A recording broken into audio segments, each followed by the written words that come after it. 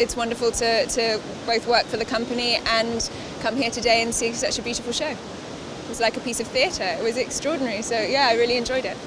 Le défilé d'aujourd'hui, j'avais les yeux émerveillés de tout ce que je voyais et en même temps, c'était à fleur de peau. Il y avait l'orchestre ça vibrait de partout dans cet endroit grandiose.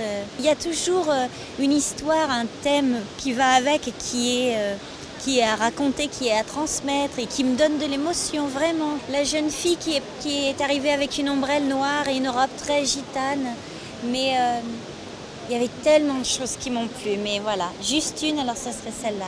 Always when I attend a Chanel show, it's always pretty breathtaking. I think Karl just manages to conjure up this kind of dream woman and designs clothes for her, and it's always so modern and so correct and of the moment. And yeah, in this particular collection I was excited to see what we'd be wearing in spring, because I feel like the rest of the fashion world really takes their lead from what Karl's doing, and it was just the palette was amazing, all the pastels and everything, and this location is pretty impressive as well. There was a pale pink dress that was kind of went out like this. It was beautiful.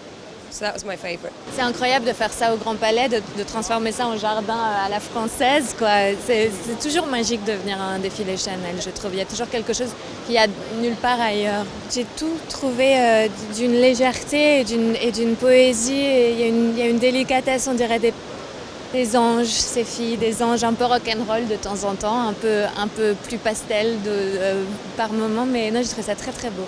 I saw this one outfit which is like Empire Line, which is really good for when you're pregnant. It's like a pink puffy dress. That was beautiful, yeah.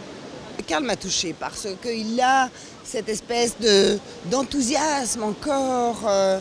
Et puis il n'est jamais satisfait par son travail, il veut toujours faire mieux et tout. Alors ça c'est quand même fascinant. The collection was so beautiful. There were so many pieces that you see and you're like, I wish I could wear that to something, or you can just tell the attention to detail and just the beauty. Chanel is the most, I think, iconic brand in the fashion world, and Karl is a genius, and it's just amazing. It's a real show, and it gives you a feeling, which I think is the best way to do clothes.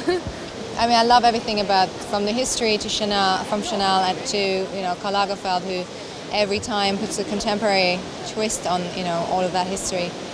It's just unbelievable. I mean, what he does, he's just a genius. He always surprises you every time, over and over again. I don't know how he does it. There's no one like him. You can ask him a million questions and he always has a great answer. So I think everyone is always surprised because it's bigger than life, his fashion shows. It's not just only the fashion that you see, but it's the decor. It's almost like a play, like theatre. It's just unbelievable. I mean, you get goosebumps, literally. And today, with the orchestra in the background, it's just added another twist to it. Beautiful. There was a mixture of it being drama and it being romantic. It's just great.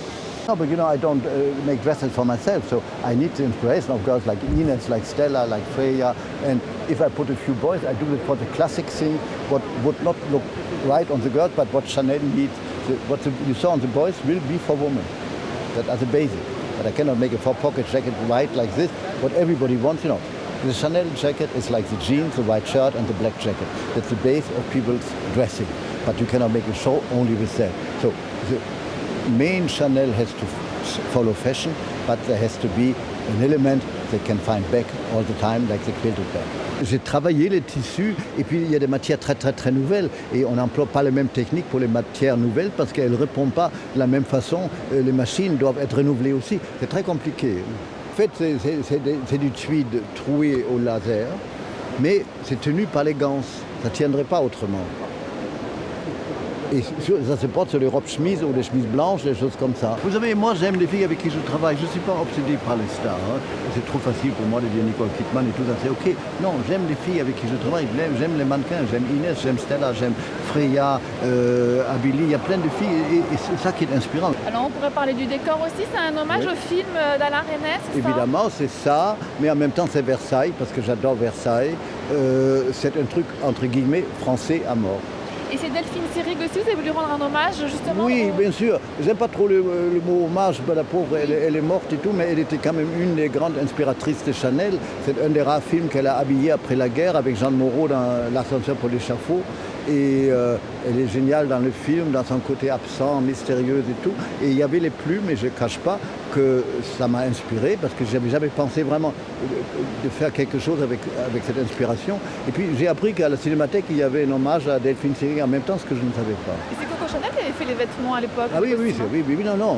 Tous les vêtements de l'année dernière à Marienbad sont de Chanel. Hein. Mais au fait, Marienbad dans le film, ça n'existait pas. C'est Nymphenburg, c'est le parc de Nymphenburg dans le truc. Et ça, c'est une version Nymphenburg-Versailles tout mélangé. Hein. Parce que moi, je suis un fou de Versailles. Ben, vous avez cet endroit, et toute la ferraillerie est déjà vert pâle. Donc les treillages, qui sont d'habitude un vert plus foncé, je les fais dans le vert pour unifier le tout. Et je fais des côtés graphisme dans les matières modernes, d'un jardin à la française. C'est une sorte, si j'étais prétentieux, je dirais, de landscape art. Hein.